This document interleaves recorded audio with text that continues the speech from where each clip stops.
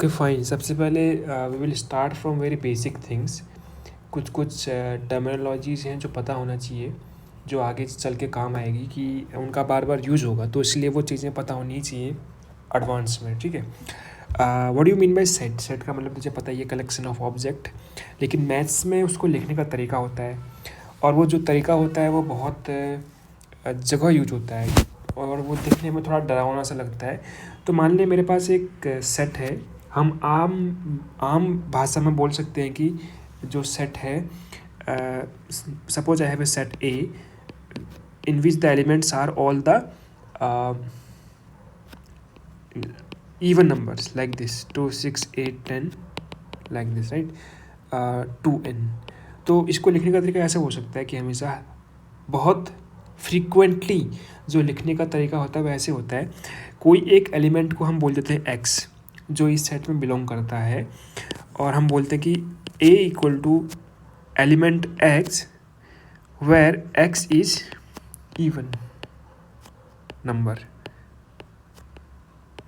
तो ये जो बीच में एक ऐसे हम लाइन ड्रॉ कर रहे हैं, ये जो लाइन यही बताती है कि ये जो x के बारे में थोड़ा इन्फॉर्मेशन देती है कि x क्या है। ठीक है। तो this is the way of defining A set. Maths में ऐसे डिफाइन करते हैं सेट को। अब उसके बाद कुछ हमारे पास सिंबल्स हैं जो बार बार यूज होंगे। पहला सिंबल है जो सेट में यूज होगा बार बार, उसको ये एप्सिलॉन टाइप का सिंबल होता है। इसका मीनिंग होता है बिलोंग्स टू। मतलब सपोज के लिए मैं यहाँ पे लिखता हूँ x बिलोंग्स टू a, इसका मतलब x एलिमेंट है, a सेट है, x एलिमेंट a सेट के अंदर होगा। ठीक है। मतलब ये जो x है, ये x, ये इनमें से कोई चीज़ होगी। अगर एप्सिलॉन में से क्रॉस डाल दे तो इसका मतलब होता है डज नॉट बिलोंग टू। ठीक है। अगर मैंने बोल दिया y does not belong to a, इसका मतलब y ऐसी एक एलिमेंट होगी जो इसके अंदर नहीं होगा। सपोज कर ले y इक्वल टू 15 है, तो y equal to 15 does not belong to this set. ठीक है। तीसरा है ऐसे उल्टा ई, थोड़ा सा ई को हम बड़ा आगे कर देते हैं। इसका मतलब होता है देयर एग्जिस्ट्स। मान ले इसके बाद हमेशा एक एलिमेंट होगा, देयर एग्जिस्ट एक्स, मान ले देयर एग्जिस्ट एक्स। तो इसको ऐसे पढ़ना, जब ये सिंबल ऐसे लिखा होगा सिंबल, और उसके पीछे कोई एलिमेंट लिखा होगा, तो सिंबल की जगह पे पढ़ना देयर एग्जिस्ट ए, और एक्स को एक्स पढ़ना। तो ये बार बार हम इतना लंबा ना लिखना पड़े, इसलिए हम ये सिंबल यूज़ करते हैं। कौन से सिंबल? ऐसे बनाना ई, थोड़ा सा आगे बढ़ा देना ई, ऐसे देयर एग्जिस्ट आ, ये चीज़ हो गई। फाइन। अब मान लो मेरे पास एक सेट है ए जिसमें एलिमेंट ये है 1 2 3 4 5। Then we define cardinality of set A. तो इसका मतलब होता है कि number of element in that set, number of elements in this set. तो और इसको हम ऐसे दिखाते हैं मॉड ऑफ ए करके। तो mod of A is nothing but 5, क्योंकि यहाँ पर 5 नंबर ऑफ एलिमेंट्स है, 1 2 3 4 5। ठीक है। ये चीज़ होगी। तो हमने कार्डिनैलिटी डिफाइन कर ली। अब आता है सबसेट। सबसेट भी दो टाइप के आते हैं। एक जस्ट सबसेट उसमें कुछ चेंज नहीं, और दूसरा आता है प्रॉपर सबसेट। प्रॉपर सबसेट, मान ले मैं बी लिखता हूँ और बी में ऐसे लिखता हूँ 1 2 3 4 5। तो अगर ए और बी एग्जैक्टली मैच कर गए, बराबर हो गए, तो इसको बोलते हैं subset. A is subset of B, और इसको दिखाने का तरीका ऐसे होता है, उल्टा यू ऐसे। ठीक है। और उल्टा भी सेम है, बी इज सबसेट ऑफ ए। किस केस में? जब दोनों बराबर हो जाए, ए सेट और बी सेट जब बराबर हो जाएंगे तो हम बोलेंगे कि ए इज सबसेट ऑफ बी। लेकिन अगर मेरे पास सी है ऐसा जिसके पास एलिमेंट है 1 और 5, ठीक है, तो तो मैं बोलूँगा कि C is the proper subset of, और प्रॉपर सबसेट के लिए ये सिंबल होता है, पहले ये उल्टा यू, उसके नीचे अंडरस्कोर, देन ऐसे क्रॉस ऑफ A, राइट, ऐसे लिखूँगा मैं, ठीक है। C is the proper subset of A, also C is the proper subset of B also, ठीक है, क्योंकि जो 1 और 5 है वो यहाँ भी एग्जिस्ट करता है और यहाँ भी एग्जिस्ट करता है। गुड, इतना क्लियर हो गया। तो प्रॉपर सबसेट और सबसेट, क्योंकि ये शब्द बार बार आएगा, प्रॉपर सबसेट प्रॉपर सबसेट, तो प्रॉपर सबसेट में जो जिसकी हम बात करेंगे वो हमेशा छोटा होगा जो रियल सेट होगा उससे। गुड, नाउ मान लो कभी ऐसा स्टेटमेंट आता है, इफ़ P देन Q, मतलब कुछ ऐसा स्टेटमेंट है, ये एक स्टेटमेंट है, तो इसको ऐसे हम डिनोट करते हैं मैथ्स में, P इम्प्लाइज दैट Q, ये जो साइन है इसको इम्प्लाइज दैट बोलते हैं ना, बहुत लंबे समय से इसको यूज़ करते हुए आ रहे हैं। तो जो ये इतना बड़ा सेंटेंस था, इसको लिखने के लिए ये सिंबल हम यूज़ करते हैं, ठीक है। मान ले मैं लिखता हूँ if it is 5, then this is odd, ठीक है। या ऐसे लिख दे, if n equal to 5 then this is odd, तो इसका मतलब ये है कि जो n इक्वल टू 5 है और जो ये दिस इज़ ऑड है, ये जो दो स्टेटमेंट हैं इनको मैं ऐसे लिख सकता हूँ, n इम्प्लाइज दैट ऑड, ऐसे, या फिर n equal to 5 implies that odd. तो ये एक मैथमेटिकल लैंग्वेज सीखने की कोशिश कर रहे हैं मैं भी। और मान ले कि if P then Q also, if Q then P, मतलब ये दोनों चीज़ें करेक्ट हो रही हैं, मतलब P इम्प्लाइज दैट Q, ये इसके लिए हो गया, और Q इम्प्लाइज दैट P, ये इसके लिए हो गया। अगर ये दोनों चीज़ें करेक्ट हैं, if both are true, if both are true, तो हम इसको कैसे रिप्रेजेंट करते हैं पता है, P, ये तो था ही, अब ये उल्टा तीर भी डाल देंगे हम ऐसे, ये इसका मतलब ये होता है। और इसको हम बोलते हैं, पढ़ते कैसे हैं, जैसे हम इस वाले सिंबल को पढ़ रहे थे इम्प्लाइज दैट से, कैसे पढ़ रहे थे, इम्प्लाइज दैट, ठीक है। और वैसे ही इसको पढ़ेंगे इफ़ एंड ओनली इफ़, ऐसे पढ़ेंगे, P holds if and only if Q holds, मतलब P तभी सत्य है जब, केवल और केवल जब Q भी सत्य है। और जो इतना बड़ा इफ़ एंड ओनली इफ़ है, इसको हम ऐसे लिखते हैं, 2 ऐप बना देते हैं, ये भी पता होगा शायद तुझे। तो मान ले कि एग्जांपल ले रहा हूँ मैं, if your marks are greater than 33 then you are passed, then you are qualified. तो इसका मतलब ये हुआ कि marks is greater than 33 implies passed, ऐसे मैथ्स में ऐसे लिखेगा। तो इसको शॉर्ट में, ये अगर हम डेली इंग्लिश कन्वर्सेशन की बात करेंगे तो इतना लंबा लिखना पड़ेगा, लेकिन मैथ्स तो इतने आसान भाषा में इसको निपटा देगी। क्या ये भी सही है क्या, एक बार सोचना। पास्ट उल्टा, past implies marks greater than 33, क्या ये सही बात है? गुड, सही बात है, क्योंकि अगर कोई बंदा पास हो गया तो ऑफकोर्स उसके नंबर, उसके जो मार्क्स हैं वो 33 से ऊपर आए होंगे।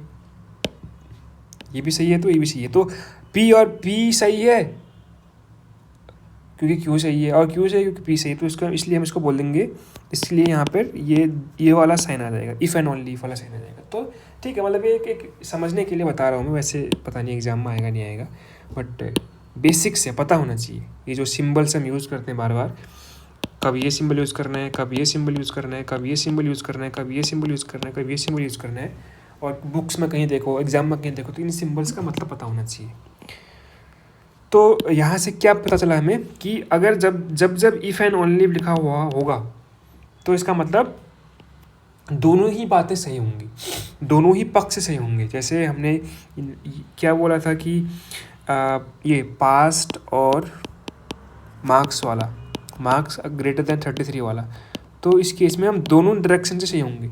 अगर तो इस डायरेक्शन से देखेगा तो लेफ्ट से राइट देखेगा तो क्या होगा कि पास का मतलब इतने से ज़्यादा नंबर होंगे, और यहाँ से देखेगा अगर इतने से ज़्यादा नंबर होंगे तो पास। तो ये दोनों ही डायरेक्शन में जब चीज़ें सही होती हैं तब हम इफ़ एंड ओनली का यूज़ करते हैं, क्योंकि ये प्रूफ में बहुत काम आता है।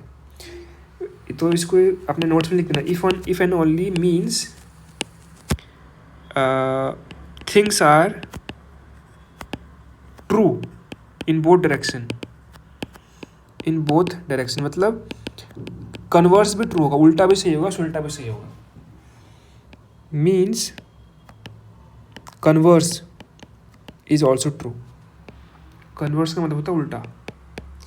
तो ये चीज़ें हो गई, ठीक है। इफ़ एंड ओनली इफ का मतलब ये होता है, ये बातें समझ में आ गई हमें। अब हम बात करते हैं और का मतलब क्या होता है यहाँ पर फिजिक्स मैथ्स में। अगर जब बोला जाए कि मान ले एक स्टेटमेंट लिख रहा हूँ मैं, स्टेटमेंट P और Q, मैथ्स में इसका क्या मतलब होगा? हमारी इंग्लिश की लैंग्वेज में कुछ भी मतलब हो, कोई फ़र्क नहीं पड़ता, इसका मैथ्स में क्या मतलब होना चाहिए। इसका मतलब ये होता है कि P और Q और बोथ, P और Q और बोथ,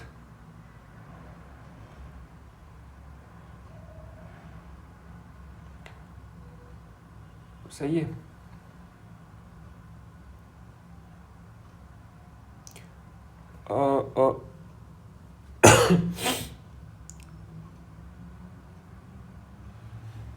उसी के बाद आता है हमारा नेक्स्ट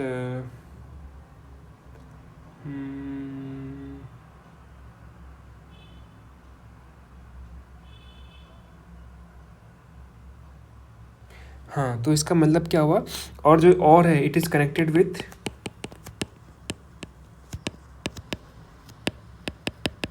यूनियन, जो दो सेट का यूनियन होगा।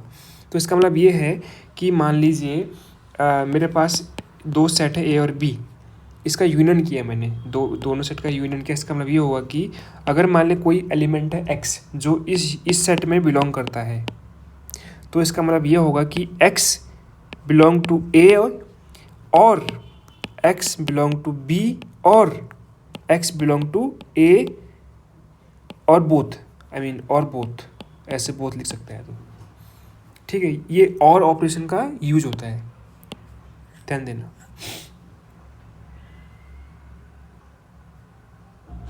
ओके, इतना क्लियर होना चाहिए। Next is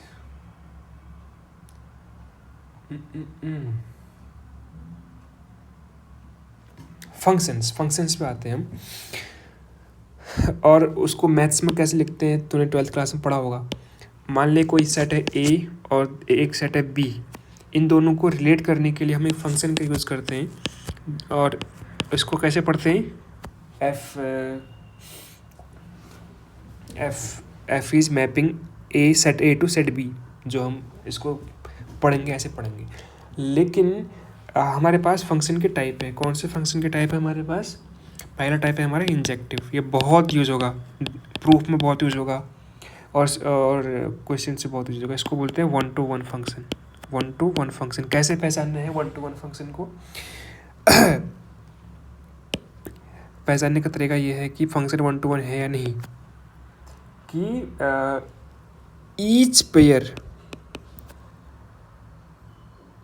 each element of ए, मेरे पास सेट ए है और एक सेट बी है, इसके कुछ एलिमेंट्स हैं, इसके कुछ एलिमेंट्स हैं, ठीक है। तो यहाँ पे है कि each element of A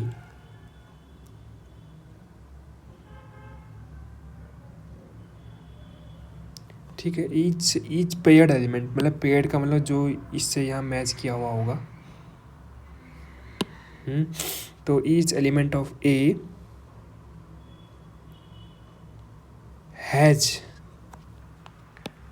distinct element in B, यानी कि बी जो इसको इमेज ही बोलते हैं, इमेज ऑफ ए, राइट। तो आई थिंक ये क्लियर होगा तुझे। इसका मतलब ये है कि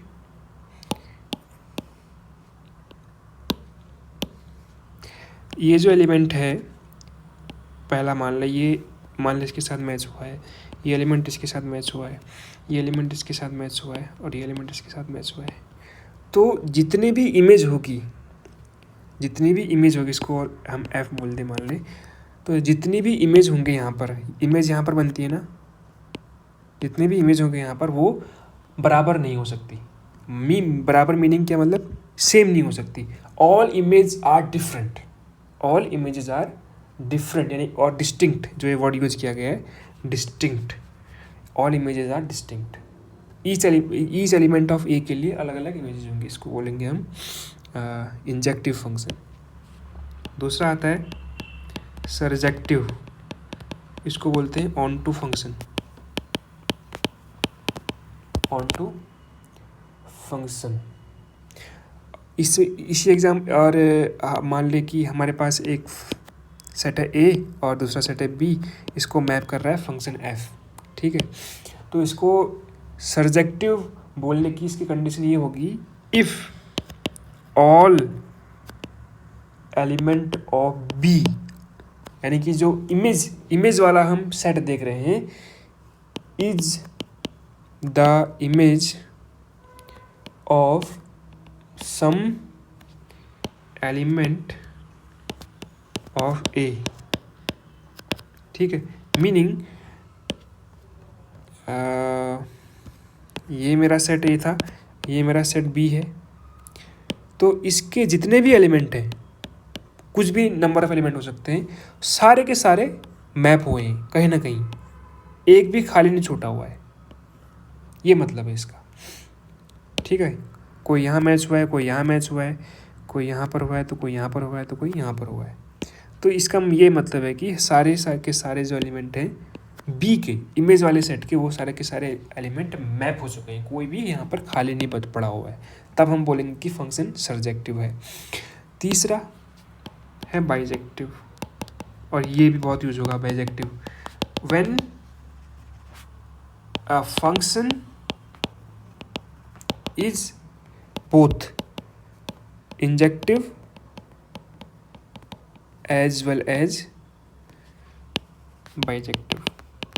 अगर दोनों ही चीज़ें एक साथ हो रही हैं तो वो फंक्शन हमारा बाइजेक्टिव होगा। और बाइजेक्टिव फंक्शन की खासियत क्या होगी पता है, मान ले एक सेट था ए और दूसरा सेट था बी, और हमने उसको रिलेट किया एफ से, एफ वाले फंक्शन से, तो जो ए की कार्डिनलिटी होगी वही बी की भी कार्डिनलिटी होगी, यानी कि जो number of element in A has to be equal to number of element in B. ऐसा नहीं हो सकता कि यहाँ पर अगर 10 एलिमेंट है तो यहाँ पर 11 हो जाए, नॉट पॉसिबल। यहाँ पर 10 है तो यहाँ पर भी 10 होना पड़ेगा, और ये और केस में नहीं होता, नहीं ये ज़रूरी नहीं है कि और केस में हो, ये सरजेक्टिव में भी हो सकता है, ना हो, नहीं भी हो सकता है, कोई कंपल्सन नहीं है। बट अगर सब फंक्शन बाइजेक्टिव हो गया, it has to be satisfy this condition, the cardinality of set, यानी कि डोमेन और कोडोमेन बराबर होने पड़ेंगे, कार्डिनलिटी उनकी बराबर होनी पड़ेगी। गुड। और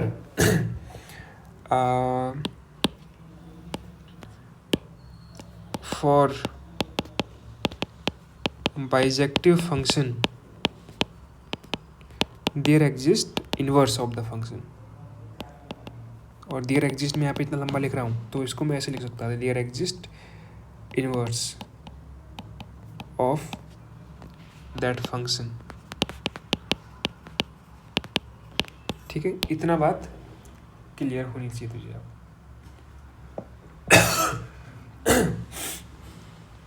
ओके, अब हम आते हैं फाइनाइट सेट पे। जब जैसे ही इतनी बातें क्लियर हो जाती हैं then we are ready to start with the finite sets. Okay, good.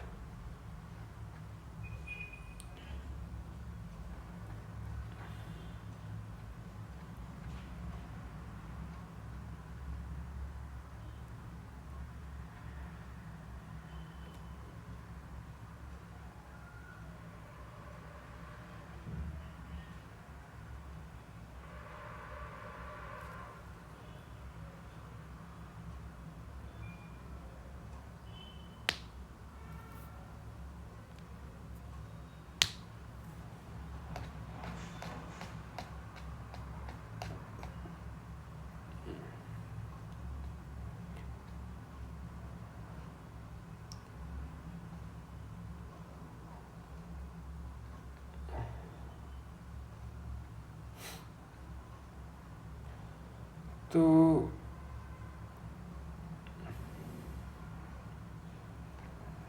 मेरे हिसाब से सबसे पहली डेफिनेशन जो तुझे याद होनी चाहिए और एग्जाम में भी आएगी वो आएगी what is finite set. Finite set की डेफिनेशन तुझे पता होना चाहिए। ए सेट ए दोबारा से A R, A set x मान लेते हैं, इज सेड टू बी, ये लिखना आना चाहिए अंग्रेजी में, finite if it is empty, मतलब उसमें कुछ है ही नहीं है। अच्छा, हमने एम्प्टी सेट को डिफाइन नहीं किया। Empty set is a set which has nothing. Empty set उसको फाइव से डिनोट करते हैं, which has nothing in it. If it is empty और if there is a bijective correspondence, इसका मीनिंग ये हुआ कि हमारे पास एक फंक्शन है, बाइजेक्टिव फंक्शन है, सिंपल फंक्शन नहीं है, बाइजेक्टिव फंक्शन है।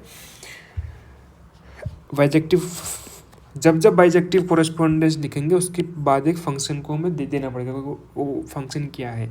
हमारे पास एक बाइजेक्टिव फंक्शन है सच दैट जो x के एलिमेंट को, x जो हमारे पास फंक्शन सेट हमने लिया था, सॉरी, उस x के एलिमेंट को मैप करता है किसमें? इंटीजर्स में, पॉजिटिव इंटीजर्स में, 1 to n नंबर इंटीजर्स। ये है इसका मतलब। Meaning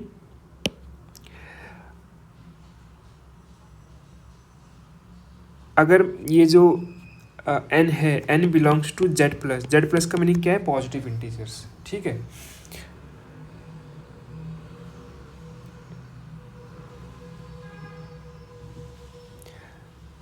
now if x is एम्प्टी तो इसके पास कितने एलिमेंट होंगे? Cardinality of x equal to 0। ठीक है, और अगर x एम्प्टी नहीं है बट वो x is not empty, but वो फाइनाइट है, बट फाइनाइट, तो उस केस में x की क्या कार्डिनलिटी होगी?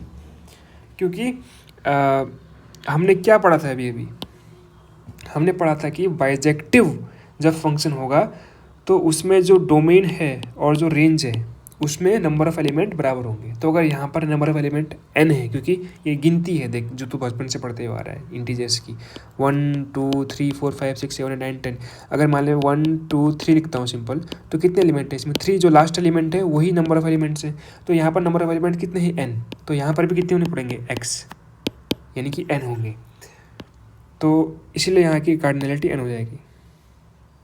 ठीक है, तो ये है फाइनाइट सेट की डेफिनेशन। क्या समझ में आया? फाइनाइट सेट का मतलब ये है कि या तो वो एम्प्टी सेट हो, वो फाइनाइट सेट हो जाएगा, नंबर ऑफ एलिमेंट्स। और अगर तू इस डेफिनेशन को छोड़ दे, तेरे माइंड में क्या आंसर आता है? पहले फाइनाइट सेट वो सेट्स होंगे जिसमें नंबर ऑफ एलिमेंट फाइनाइट होंगे, 10, 20, 30, 40, 50, 100, 1000 कुछ नंबर होगा ना उसका, तो वही नंबर यहाँ पर n है, वही नंबर यहाँ पर n है। बस ये मैथ्स में लिखने का तरीका है कि फाइनाइट सेट वो सेट है जिसके लिए एक बाइजेक्टिव मैप लिया जा सकता है, एक फंक्शन हम डिफाइन कर सकते हैं, फंक्शन जो उस, मान ले, चलो ऐसे देखते हैं, देख एग्जांपल, मान ले कि एक सेट है x जिसके एलिमेंट है x1, x2, x3, x4, ठीक है। अब मैं बोलता हूँ कि ये फाइनाइट सेट है, इसको प्रूव करो, तो मैं क्या बोलूँगा कि there exist a function such that which maps x1, x2, x3, x4 to 1, 2, 3, 4। Simple. ये फंक्शन कुछ भी हो सकता है, अभी हम उसकी ज़रूरत नहीं है। ये फंक्शन में मतलब जो हम यूज़ करते हैं, मान लें sin x है, cos x है, या फिर कुछ और है, उसको हमें लिखने की ज़रूरत है नहीं। बस हम बोल देंगे कि there is a function which can map, ये जो हमारे पास सेट था उसके एलिमेंट को एक इंटीजर में मैच कर सकता है, मैप कर सकता है। तो इसीलिए hence x is finite, and cardinality of x is 4, क्योंकि 4 एलिमेंट है ना इसमें, ठीक है। अब उसके बाद एक थ्योरम आती है, ठीक है। उसको अब मे बी वो प्रूव करने को दे, मे बी प्रूव करने को ना दे, I am not sure. But एक बार तू उस थ्योरम से गुजर जा, क्योंकि वो बहुत सारी चीज़ें क्लियर करेगा तेरे लिए, क्योंकि अभी तक तो बस कुछ इतना खास आया नहीं है क्वेश्चन, तो वहाँ से क्वेश्चंस बन सकते हैं उस थ्योरम से। तो हम थ्योरम को पहले समझेंगे। थ्योरम 1, फर्स्ट थ्योरम जो है,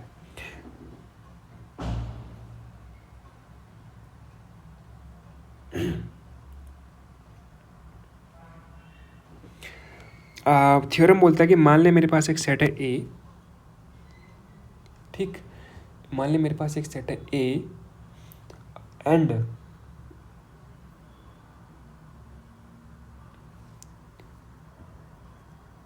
we have a bijective correspondence, मतलब मेरे पास एक फंक्शन है f। बाइजेक्टिव कोरेस्पोंडेंस का मतलब क्या है? एक फंक्शन है मेरे पास, ठीक है।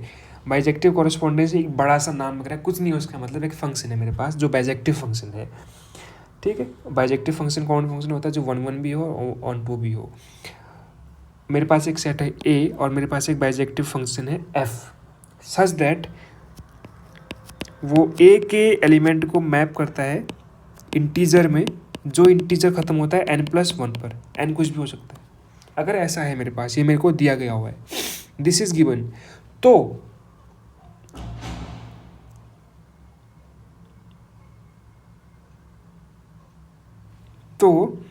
ये तभी पॉसिबल होगा, एक बाइजेक्टिव मैच तभी पॉसिबल होगा जब इफ़ एंड ओनली इफ, ध्यान देना यहाँ पे लिखा है इफ एंड ओनली इफ, अगर एक दूसरा बाइजेक्टिव मैप हो जो ए में से एक एलिमेंट को हटा दो, ठीक है, वो मैप करेगा, यहाँ से भी एक एलिमेंट हटाना पड़ेगा ऐसे, क्योंकि ये नंबर सेम होना चाहिए ना, क्योंकि यहाँ पे नंबर कितने n+1 है, तो ये भी n+1 होगा, और जब यहाँ पर n है नंबर तो इसको भी n होना पड़ेगा। तो मान ले a के पास पहले कुछ था नंबर,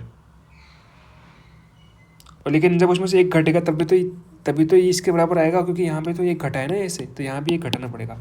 तो जब ये कर्ली ब्रैकेट में हम एक एलिमेंट को लिखते हैं, ये एक पर्टिकुलर एलिमेंट को उठाने की बात कर रहे हैं हम, ठीक है।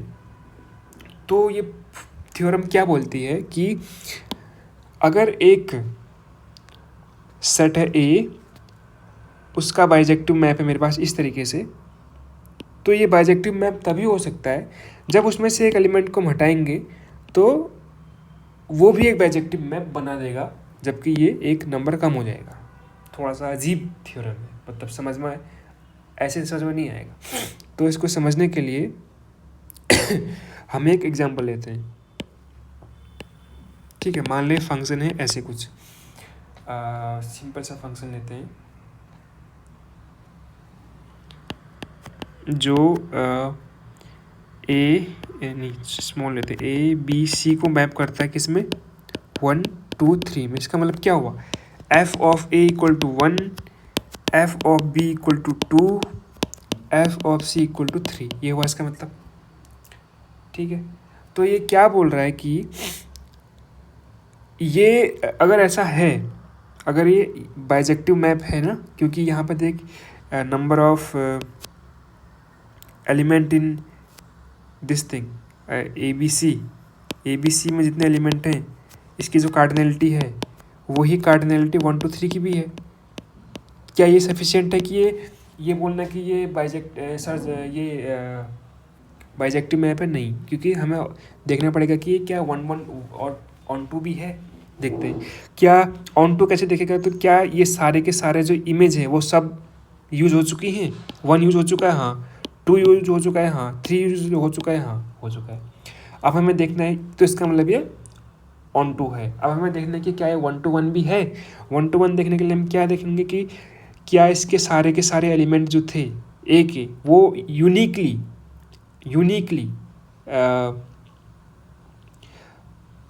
मैप हुए हैं।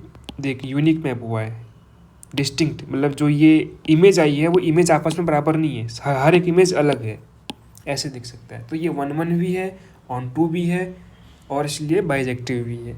तो ये बाइजेक्टिव मैप है। तो अब थ्योरम क्या बोल रही है कि अगर तेरे पास एक बाइजेक्टिव मैप है इस तरीके से, अगर तेरे पास एक बाइजेक्टिव मैप है इस तरीके से, तो अगर तू अब एक एलिमेंट यहाँ से हटा देगा, डोमेन से अगर तू एक एलिमेंट को हटा देगा, मान ले तू सी को हटाता है, तो अब ये जो मैप करेगा ना वो एक लेस इंटीजर में मैप करेगा। पहले ये कितने इंटीजर तक मैप कर रहा था, 3 तक मैप कर रहा था, तो अब ये एक लेस में मैप करेगा, यानी कि 2 में मैप करेगा। जैसे यहाँ क्या था, यहाँ जनरल था, यहाँ पे वो मैप कर रहा था n+1 में, लेकिन जैसे ही एक एलिमेंट हटाया अब ये मैप कर रहा है एक लेस में। तो ये है इस थ्योरम का मतलब। ठीक है, और थ्योरम की स्टेटमेंट है, स्टेटमेंट तो लिख सकता है बुक से, मुझे लिखने की ज़रूरत नहीं पड़नी चाहिए, मैंने लिखा है वैसे, उसको कॉपी भी कर सकता हूँ जो लिखा हुआ है। ठीक है, उसको कॉपी कर लेता हूँ।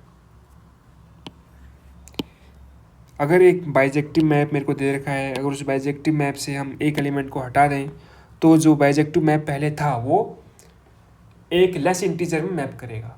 क्योंकि रिमेंबर फाइनाइट सेट क्या था, फाइनाइट सेट ये था कि जो तुम्हारे पास सेट है वो मैप कर रहा है इंटीजर में, वही था ना फाइनाइट सेट का मतलब। फाइनाइट सेट का मतलब ये था कि एक गिवन सेट है एक्स से, हम उसको फाइनाइट कब बोलेंगे, जब उसको जब हम एक मैप ढूंढ पाएँ, मैप एक फंक्शन ढूंढ पाएँ एफ, जो इसको मैप कर दे इंटीजर्स में, और ये इंटीजर कुछ भी हो सकता है, लास्ट वाला जो एन।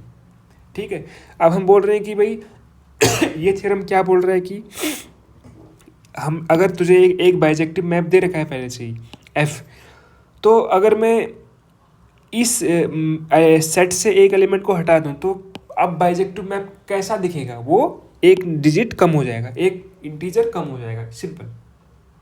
और इफ एंड ओनली बोल रखा है, तो इसका मतलब हम ऐसे जा रहे थे, इस डायरेक्शन में जा रहे थे, तो हम अब इस डायरेक्शन में भी जा सकते हैं। यानी कि अगर एक मैप मेरे को दे रखा है, अगर मैं उसमें एक एलिमेंट को बढ़ा दूँ, जैसे a-a0 था, अब इसमें एक एलिमेंट को बढ़ा दूंगा तो a बन जाएगा, तो वो जो मैप है वो एक इंटीजर ऐड हो जाएगा उसमें, ये बोलना चाह रहा है, सिंपल। मुझे लगता नहीं कि ये प्रूफ देगा एग्जाम में,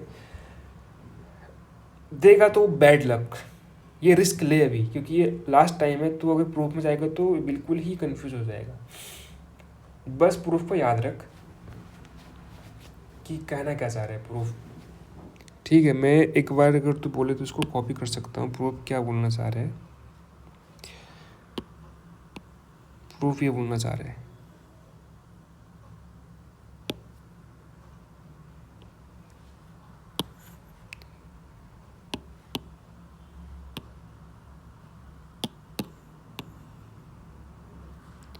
ये बोलना चाह रहा है प्रूफ। ये बोलना चाह रहा है let N be the positive integer A B a set and A not B an element of A there exist bijective correspondence of F. मतलब वही बोलना चाह रहा है if and only use by, ये ध्यान देने वाली बात है, दोनों डायरेक्शन में प्रूफ सही हो गया है, सही है। तो ये था पहला प्रूफ। अब बात करें अगली थ्योरम की।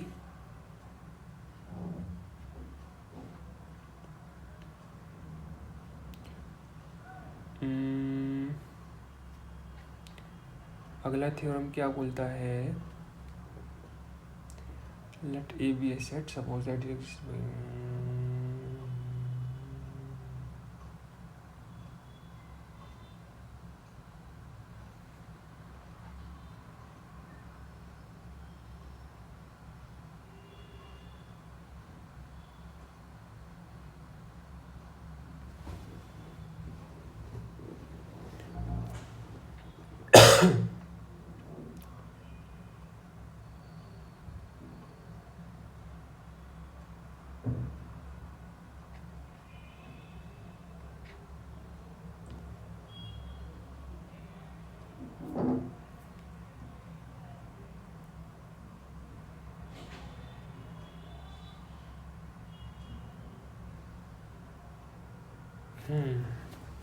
अगला प्रूफ ये बोल रहा है कि थ्योरम बोलती है अगली,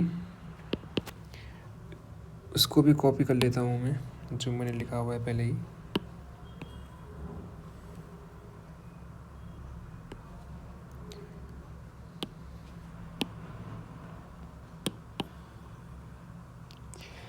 ये थ्योरम बोलती है कि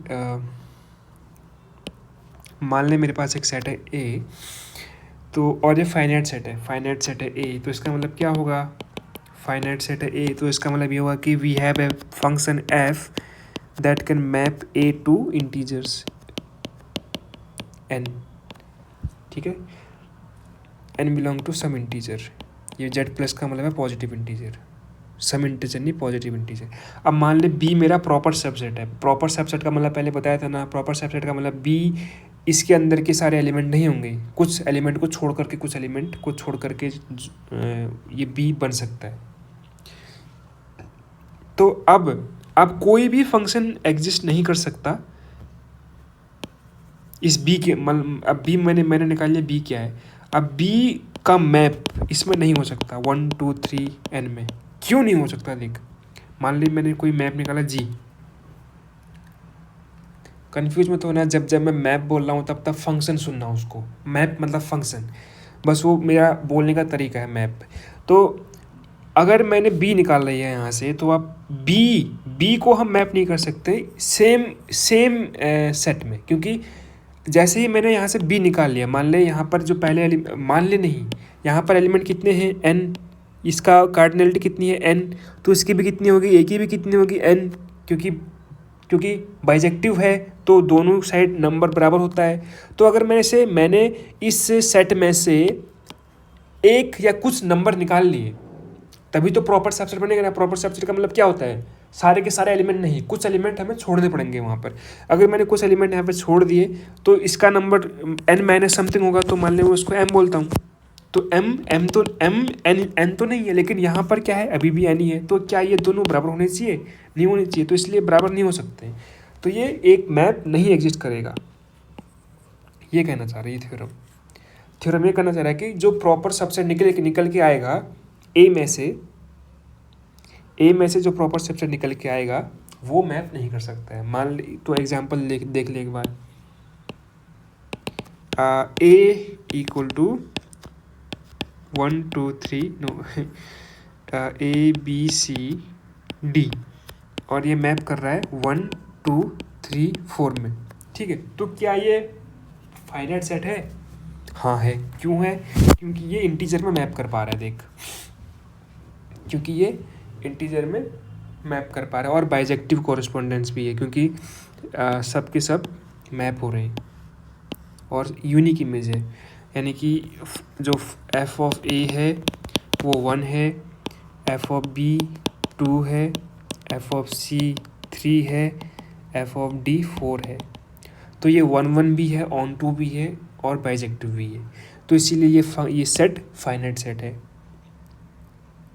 क्योंकि बाइजेक्टिव फंक्शन में मिल गया जो एक दूसरे सेट को मैप कर रहा है। ठीक है, अब मान ले मैं एक सबसेट निकालता हूँ इसका, बी और C. B is subset of A, right, proper subset है, सबसेट की बात नहीं कर रहे। If B is the proper subset of A, अब बताए क्या ये मैप कर सकता है 1 2 3 4 में? Is possible? नो, बिकॉज यहाँ पर और मैप क्योंकि ये मैप करने के लिए क्या करना पड़ेगा इसे, क्योंकि यहाँ पर जो एलिमेंट है वो यहाँ के एलिमेंट बराबर होनी चाहिए ना, लेकिन वो है नहीं, यहाँ पर 2 एलिमेंट है, यहाँ पर 4 एलिमेंट है, तो देयर एग्जिस्ट नो बाइजेक्शन, ये बोलना चाह रहा है, जो बोलना चाह रहा है देयर एग्जिस्ट नो बाइजेक्शन। ये जी से अगर हम जी को इसका प्रॉपर सबसेट को मैप करना चाहें और जो फंक्शन होगा जी जो मैप करेगा वो एग्जिस्ट नहीं कर सकता।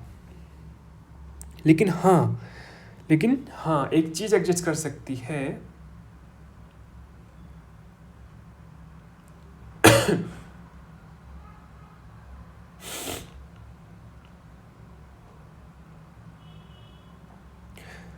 एक चीज़ एग्जिस्ट कर सकती है,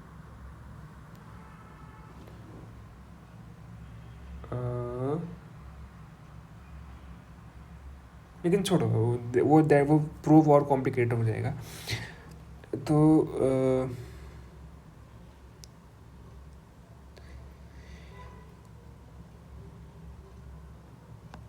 हाँ, लेकिन बोल देता हूँ चल, ये जो है अब क्योंकि बी और सी जो यहाँ पे हमने एग्जांपल देखा था वो इसको मैप नहीं कर सकता, लेकिन बी और सी मैप कर सकता है इसको ना।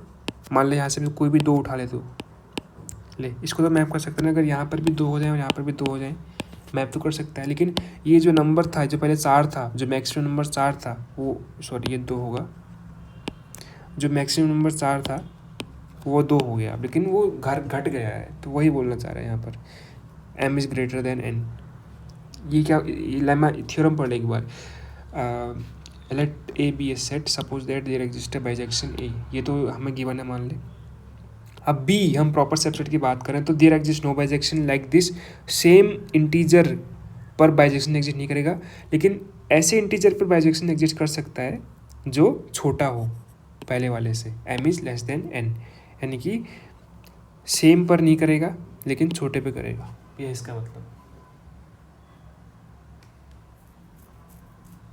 ओके, तीसरा इम्पोर्टेंट है, ये एग्जाम में आ भी सकता है क्योंकि ये बहुत, इसका प्रूफ बहुत छोटा है।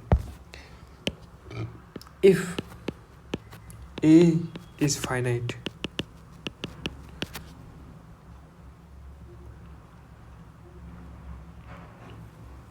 There is no bijection of A with a proper subset of itself। मतलब मान ले ए सेट था हमारा, ए बी सी जो पहले लिया था हमने, डी तक ले लेते हैं, और ए फाइनाइट है, तो इसका मतलब इसका मैप हो सकता है 1 2 3 4 में। ठीक है, और मैं 1 2 3 4 क्यों ले रहा हूँ, क्योंकि ये हमेशा इंटीजर होना चाहिए, पॉजिटिव इंटीजर, तो 10 11 12 नहीं ले सकता है, वो डेफिनेशन है फाइनाइट सेट की, हमेशा मैप होगा इंटीजर्स में। तो अभी क्या बोल रहा है कि जो ए का इसका जो बाइजेक्शन है यहाँ पर तो हो गया, लेकिन एफ से इसका जो बाइजेक्शन है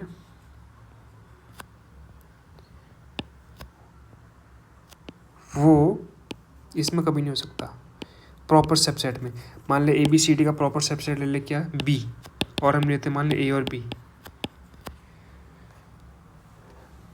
तो इसका मैप नहीं हो सकता। प्रूफ करते हैं, ये आएगा एग्जाम में मुझे लग रहा है क्योंकि छोटा है इसका प्रूफ।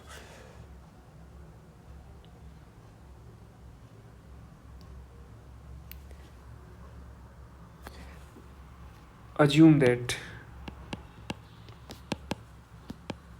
जो ये बोल रहा है उसको मान लेते हैं सही है। Assume that B assume that चलो पहले स्टार्ट करते हैं, B is a proper subset of A, ठीक है, बी प्रॉपर सबसेट है ए का। And there exist a bijective map A to B, जो प्रूव बोला कि पॉसिबल नहीं है, लेकिन हम बोलते हैं कि है पॉसिबल। इसको बोलते हैं prove by contradiction. Prove by contradiction का मतलब ये होता है कि जब जो चीज़ नहीं बोली गई होती है, जो थ्योरम बोलती है कि ऐसा पॉसिबल नहीं है, हम उसको मान लेते हैं कि चलो मान लेते हैं एक बार कि पॉसिबल है, ऐसा हम जब बोलते हैं तो उसको बोलते हैं प्रूव बाय कॉन्ट्रडिक्शन। तो हम मान रहे हैं कि भाई एक बाइजेक्शन एग्जिस्ट करता है, ठीक है, तो इसका मतलब ये है कि ओके एंड बाइजेक्शन, और हमने बोला है कि ये सही है, क्योंकि ये सही क्यों है, क्योंकि ए फाइनाइट सेट है, as A is finite set, है ना। तो अगर ए फाइनाइट सेट है तो ए का बाइजेक्शन होगा, वो तो गिवन ही है क्वेश्चन में। बाइजेक्शन होगा तो ऐसे दिखेगा,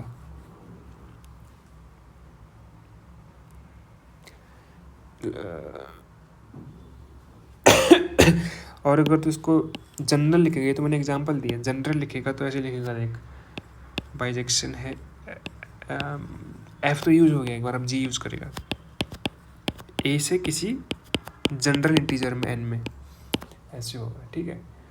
अब एक तो कंपोजिट फंक्शन लेगा जी ओ एफ इनवर्स, इसको याद कर ले, रट ले, अभी तो कुछ नहीं कर सकता एग्जाम के टाइम पे।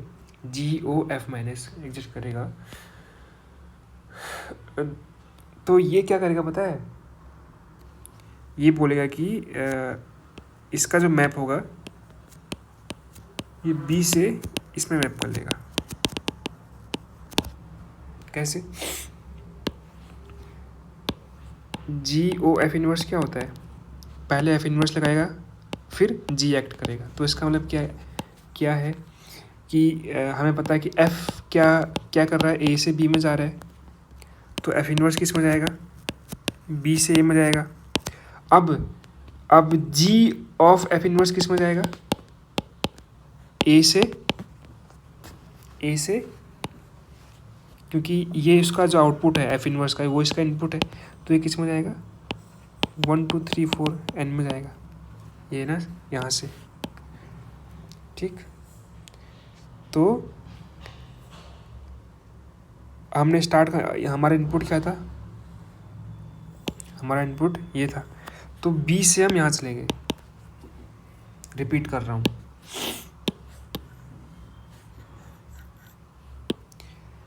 जी ऑफ एफ इनवर्स का मतलब क्या है, इसका मतलब ये है, पहले आप एक्ट एफ इनवर्स किस में एक्ट होगा, क्योंकि जो एफ है वो ए में एक्ट हो रहा है और बी दे रहा है, तो एफ इनवर्स एक्ट होगा बी में एफ इनवर्स एक्ट होगा और देगा क्या हमें, ए, ठीक है। Act F inverse on B gives A. अब इसमें जी एक्ट करो, क्योंकि एफ इनवर्स के बाद जी यूज़ करना है। अगर जी में ए एक्ट होगा तो क्या देगा हमें, यहाँ से देख 1 2, ये इंटीजर देगा। तो हमने स्टार्ट कहाँ से किया था, बी से स्टार्ट किया था, और हमें क्या मिल गया, ये मिल गया। तो यानी कि हमारे पास ये एक मैप निकल के आ गया जो बी को इसमें कर दे रहा है, सेम एन में करता है, लेकिन ये ए जो था, ये वाला ए भी मैप कर रहा है सेम इंटीजर में, और बी भी मैप कर रहा है सेम इंटीजर में। क्या है, पॉसिबल नहीं है, क्योंकि जो बी है वो सबसेट है, प्रॉपर सबसेट है, सॉरी, बी जो है प्रॉपर सबसेट है, देखिए यहाँ पे लिखा प्रॉपर सबसेट है, तो सेम में मैप नहीं कर सकता ना। हमने ऊपर प्रूव किया था कि अगर दो डिफरेंट सेट्स हो, एक सबसेट है, एक पूरा सेट है, तो अगर दोनों एक ही चीज़ में मैप नहीं कर सकते, क्योंकि वो नंबर घट जाता है ना।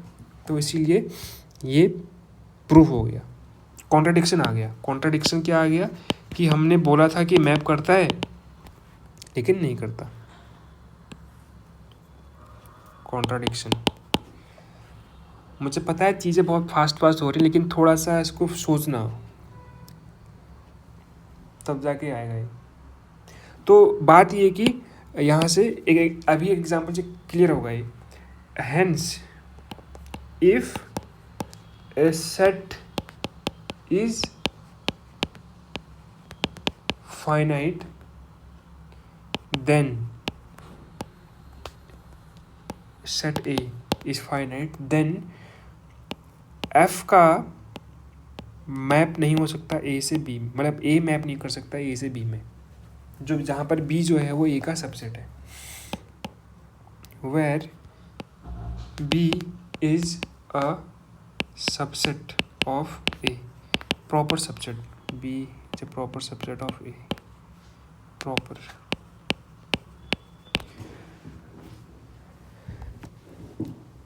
इसका एक एग्जांपल और एक क्वेश्चन भी तुम्हारे बुक में ही क्वेश्चन है, ये प्रूफ क्वेश्चन है, ये आएगा एग्जाम में, देख लेना। Prove that Z plus is not finite, question है, ये जो रियल इंटीजर है फाइनाइट नहीं है। हमने क्या बोला था अभी, फाइनाइट चीज़ें कब, कोई सेट फाइनाइट कब होगा, सॉरी वो तो अलग डेफिनेशन थी। अगर हमने क्या बोला था, अगर एक सेट फाइनाइट है, ये जो ऊपर थ्योरम था, थ्योरम क्या बोल रहा था कि अगर इफ़ ए इज़ फाइनाइट तो कोई बाइजेक्शन नहीं होगा उसके सबसेट में, ठीक है। लेकिन अगर हो गया तो वो फाइनाइट नहीं बचेगा, ठीक है। मैं क्या बोल रहा हूँ, ध्यान से सुनना। अगर एक फाइनाइट है, सेट ए फाइनाइट है, तो उसका कोई प्रॉपर सबसेट तो निकाल ले उसमें से, तो उन दोनों का कोई मैप नहीं हो सकता, उन दोनों का कोई मैप नहीं हो सकता, और प्रॉपर सबसेट हमेशा छोटा होता है। लेकिन अगर मैंने एक सेट लिया ए, उसका मैंने सबसेट निकाला बी, और दोनों का मैंने मैप कर दिया, पॉसिबल है मैप, बाइजेक्शन मैप, ऐसा वैसा मैप नहीं, बाइजेक्शन मैप अगर पॉसिबल है तब वो सेट फाइनाइट नहीं होगा। और वही हम यहाँ पे दिखाएंगे, देख हमें दिखाना कि ये फाइनाइट नहीं है, तो हम एक बाइजेक्शन मैप निकाल सकते हैं। देख F, let F be a bijection map. कैसे, एफ जो मैप करता है पॉजिटिव इंटीजर को, पॉजिटिव इंटीजर में से जो फर्स्ट इंटीजर है उसको हटा दे, और एफ क्या है function, F of N equal to N plus one. अब देख कैसे, ये जो जेड प्लस है इसमें क्या आता है, 1 to n तक आएगा, और अगर मैं जेड प्लस में से -1 हटा दूँ तो क्या बचेगा, 2n, एक 1 हटा दिया ना मैंने, तो ये देख जो ये निकला जेड माइनस पहला एलिमेंट हटाया, ये सबसेट है नहीं, ये बता, प्रॉपर सबसेट है ना, ये है ना इसका ठीक है, प्रॉपर सबसेट है। और हमने मैप दे दिया, देख हमने मैप दे दिया कैसे, और एन प्लस वन ही क्यों है, क्योंकि जब n इक्वल टू 1 होगा, यानी कि यहाँ से देख तू F N equal to N plus 1 है, अगर f इक्वल टू 1 है तो 2 निकल के आएगा आंसर, और यहाँ पर 2 करता है, एग्जिस्ट करता है देख। अगर हम इसको सिंपल n रखेंगे तो इनपुट था n इक्वल टू 1 और आउटपुट भी होगा n इक्वल टू 1, लेकिन यहाँ पर 1 तो एग्जिस्ट ही नहीं करता ना, तो इसलिए एक बढ़ाकर हम फंक्शन को डिफाइन करते हैं। इस तरीके से हमने प्रूफ कर दिया। कि प्रूफ कैसे हो गया है, क्योंकि हमने क्या बोला था कि अगर बाइजेक्टिव मैप पॉसिबल हो गया तो वो फाइनाइट सेट नहीं होगा, लेकिन बाइजेक्टिव मैप तो हमने यहाँ पर पॉसिबल कर दिया। और वो बाइजेक्टिव मैप कैसे दिखता है, ऐसा दिखता है वो बाइजेक्टिव मैप, जहाँ पर फंक्शन की वैल्यू ये है n+1 है, ये गलती मत करना, n+1 लिख के आना वहाँ पर, ये क्वेश्चन आने वाला है, 199% पॉसिबिलिटी है। सिंपल एक चीज़ ध्यान रखनी है कि एक फंक्शन, एक सेट है, उस सेट का सबसेट निकालो, अगर उन दोनों सबसेट के बीच में मैप पॉसिबल है तो वो फंक्शन, वो सेट फाइनाइट नहीं हो सकता। इतना हो गया।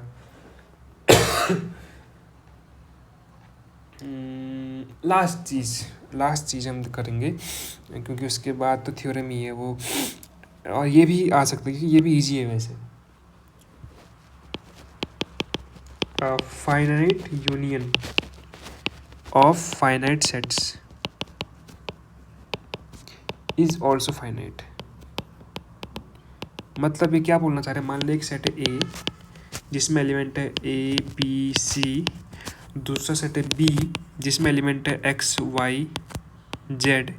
तो ए यूनियन बी क्या हो जाएगा, A B C X Y Z. तो यूनियन करने से पहले सेट फाइनाइट थे और यूनियन करने के बाद सेट फाइनाइट है, ये बोलना चाह रहे हैं कि अगर हम ये हमने दो केस लिए, मान ले मैं ऐसे n सेट लेता हूँ और उनका यूनियन करूँ, A union B union C करते करते जाऊँ, तो ये जो फाइनल सेट आएगा मेरे पास वो भी फाइनाइट होगा। ये प्रूव करना है। तो इसका प्रूफ होता है इंडक्शन से। इंडक्शन शायद तूने पढ़ा या ना पढ़ा, उसमें इंडक्शन की टेक्निक फिक्स है, वो हमेशा एक ही तरीके से काम करता है। तो इसको हम लिखेंगे कैसे, कहते हुए यूनियन के लिए ये सिंबल होता है और एक सेट ले लेंगे हम, पहला सेट, और उसको इंडेक्स दे देंगे आई, या कुछ भी इंडेक्स दे ले, अल्फा बीटा गामा वटेवर। और जैसे समीशन में हम लिखते हैं ना आई इक्वल टू 1 to 2 या 20, तो वैसे ही I equal to 1 to n, क्योंकि हमें n सेट्स को लेना है। तो ये हमें बताना है कि ये फाइनाइट होना चाहिए। ये क्या दिखा रहा है पता है, ये दिखा रहा है A1 पहला सेट यूनियन दूसरा सेट तीसरा set dash dash dash nth set, इन दोनों सबके यूनियन को एक शॉर्ट सिंबल से लिखा है ऐसे।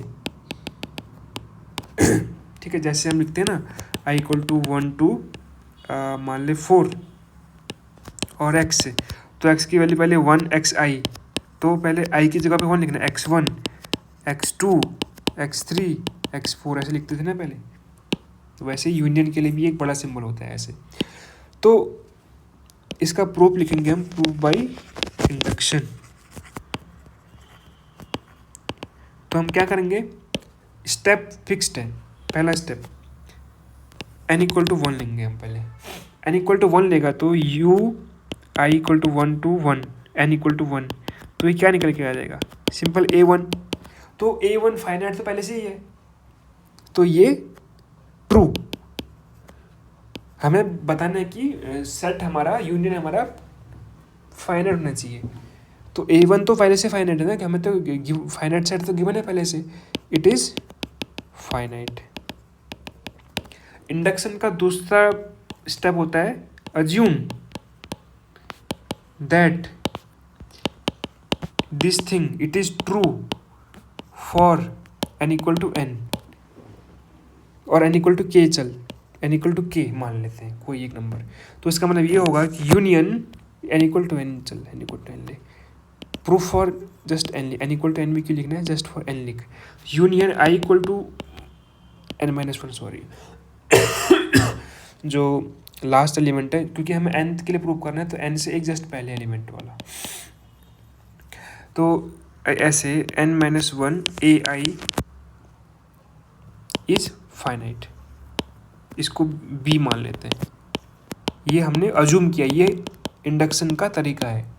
पहले n इक्वल टू 1 के लिए प्रूव करो, फिर n-1 को मान लो कि वो भी ट्रू है। ठीक है, अब हमें जो असली चीज़ है वो प्रूव करना है। Now for n equal to n, that is union i equal to 1 to n ai, ये क्या होगा देख, ध्यान से देखना, ये i equal to 1 n-1 a i और लास्ट वाला a n, समझा? यूनियन नहीं समझा ना? ये ऐसे देख, मान ले ये है i इक्वल टू 1 से 10 तक और ये था xi, ठीक है। एक तरीका तो इसको ऐसे लिख दे x10 तक, दूसरा तरीका ये भी तो है, ये जो इंडेक्स है इंडेक्स को 9 तक ले जा और लास्ट वाला जोड़ दे। ये जो पूरा था इसको ये लिख दे और लास्ट वाला ऐसे जोड़ दे। वही हमने यहाँ पर भी किया है। जो n-1 तक था हमने इसको ऐसे लिखा है और इसको ऐसे और इसको अलग से लिख दिया है। और n-1 से जो n-1 तक जो था उसको हमने b बोला था, तो इसको b लिख दे और ये an हो गया। और ये हमें प्रूव करना है कि ये भी फाइनाइट है। और हमें पता है कि B इज़ फाइनाइट, जो हमने अज्यूम किया था, B is finite from step 2, और we know and AN is also finite, AN is also finite, क्योंकि जो एक सिंगल सेट है वो सारे फाइनाइट हमें दे रखे हैं। तो then union of two sets is also finite, क्योंकि हमने देखा कि अगर कोई दो सेट होते हैं, मान ले पहला सेट है, अगर पहला सेट है A, उसकी कार्डिनैलिटी फाइनाइट होगी ना, तभी तो उसको फाइनाइट सेट बोलेंगे, उसमें नंबर ऑफ एलिमेंट फाइनाइट होंगे, मान ले M है, और दूसरा सेट है B, उसकी कार्डिनैलिटी है मान ले N, तो A यूनियन B की कार्डिनैलिटी क्या होती है, लेकिन ये फॉर्मूला तो याद नहीं होगा शायद, याद कर ले इसे। Cardinality of A plus cardinality of B plus minus cardinality of B union A। तो ये एक फाइनाइट नंबर ही होता होगा, ये चीज़ जो है ये एक फाइनाइट नंबर तो होगी, तो इसीलिए the union of two set is also finite, hence it is true for n unions also. Repeat कर रहा हूँ, देख हमें प्रूफ क्या करना था, मेरे पास ऐसे करके n सेट्स थे, और हर एक सेट अपने आप में फाइनाइट सेट है, मतलब इनके जो एलिमेंट हैं वो उनमें जो नंबर ऑफ एलिमेंट है वो फाइनाइट होंगे, 10 20 30, यानी कि n होंगे, जो हम मैप कर रहे थे ना इंटीजर में, n होंगे। तो हमने क्या प्रूव किया कि हमने इंडक्शन यूज किया। इंडक्शन का तरीका होता है, पहले n = 1 लो, n = 1 लिया, तो ये जो पूरा सिंबल था वो ऐसे सिंप्लीफाई हो गया आ गया, और हमें पता है कि A1 जो इंडिविजुअल है वो अपने आप में फाइनाइट है, तो इसलिए ये प्रूफ हो गया, n = 1 के लिए प्रूफ हो गया। दूसरा तरीका होता है, दूसरा स्टेप होता है इंडक्शन का, कि अब मान लो कि वो n = जिसके लिए तुम्हें प्रूव करना है उससे एक कम, जिसके लिए तुम्हें प्रूव करना है उससे एक कम, उसके लिए भी ट्रू है, ये अज्यूम कर लो, ठीक है। हमने अज्यूम कर लिया कि उससे एक कम के लिए भी ट्रू है, और उसको हमने B बोल दिया, यानी कि B भी फाइनाइट है। अब हमें देखना है कि नेक्स्ट तीसरा स्टेप होता है कि जो लिटरली हमें प्रूव करना है वहाँ पर जाओ, उसको लिखो, उसको ऐसे तोड़ दे, n-1 तक ऐसे तोड़ दिया और उसके बाद तोड़ दिया, और हमने बोला था कि ये B है और ये B है, तो और B भी फाइनाइट है, A भी फाइनाइट है। तो जब दो फाइनाइट सेट होते हैं, दो फाइनाइट सेट का जो यूनियन होगा वो भी तो फाइनाइट ही होगा ना। तूने कभी भी दो फाइनाइट सेट ले ले, दो मान ले, एक फाइनाइट सेट में 1000 एलिमेंट है, दूसरे फाइनाइट सेट में 2000 एलिमेंट है, तो उनका जो यूनियन होगा उनमें जो एलिमेंट होगा वो ऐसे होगा, देख मान ले A की कार्डिनैलिटी है 1000, B की कार्डिनैलिटी है 2000, और इनमें जो कॉमन एलिमेंट है वो है 100। तो अब A और B का जो यूनियन होगा उसमें से कितने एलिमेंट होंगे पता है, A में जितने एलिमेंट है प्लस B में जितने एलिमेंट है माइनस A यूनियन B में जितने एलिमेंट है, तो ये आएगा 1000 प्लस 2000 माइनस 100, यानी कि 2900 आ जाएगा। तो ये भी तो फाइनाइट ही आया ना, तो दो सेट का यूनियन तो फाइनाइट तो होगा, ये तो मैं पहले से पता है। हेंस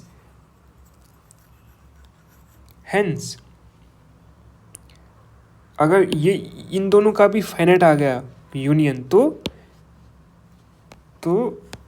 हेंस ये जो बड़ा वाला था union I = 1 to n AI is also finite, ऐसे प्रूव करते हैं। अगला सेम चीज़ है, प्रूव करना है अलग चीज़ के लिए, Cartesian product of two sets. पहले हम समझते हैं कि what do you mean by Cartesian product of two sets.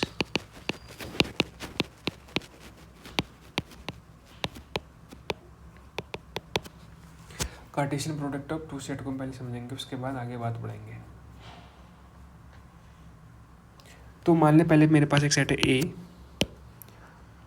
और उसमें एलिमेंट है मान ले A B C D, ठीक, एंड मेरे पास दूसरा सेट है B, उसके जो एलिमेंट है वो है X Y एंड Z, ठीक है, और V।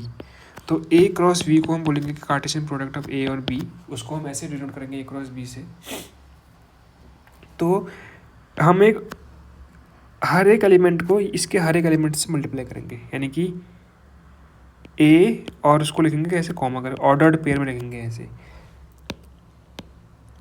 इसका जो पहला एलिमेंट है उसको सारे एलिमेंट से ऑर्डर्ड पेयर करेंगे।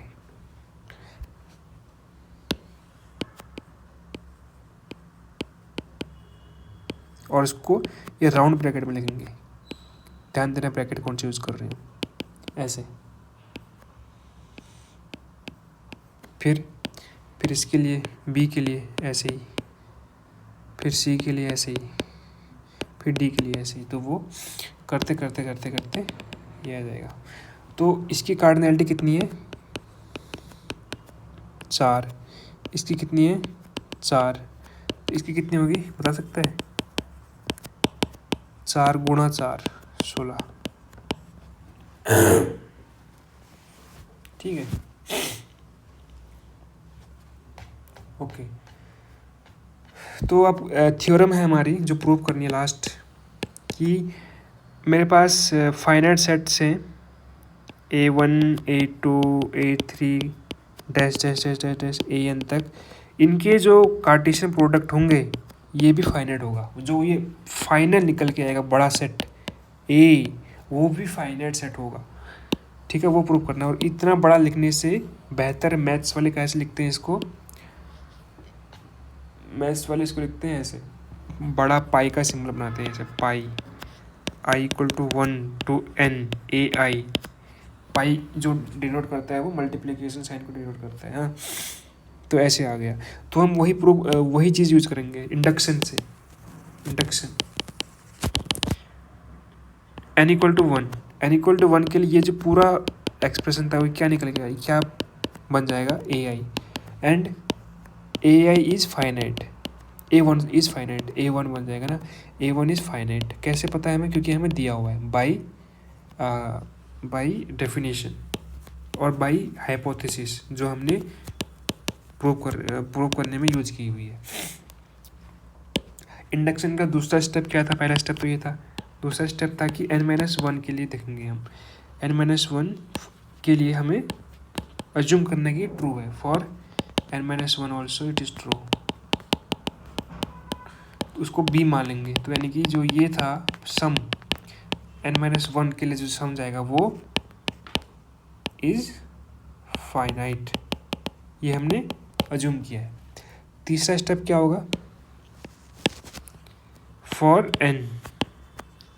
n ये क्या बन जाएगा, I=1 to n AI is, हम इसको ऐसे लिख सकते हैं, इस सम को n-1 तक ले जाओ और लास्ट वाला जो है उसको ऐसे रख दो, AN को, ये जो n आएगा ना लास्ट में, और इसको हमने क्या बोला था b, और इसको हमने क्या बोला था AN।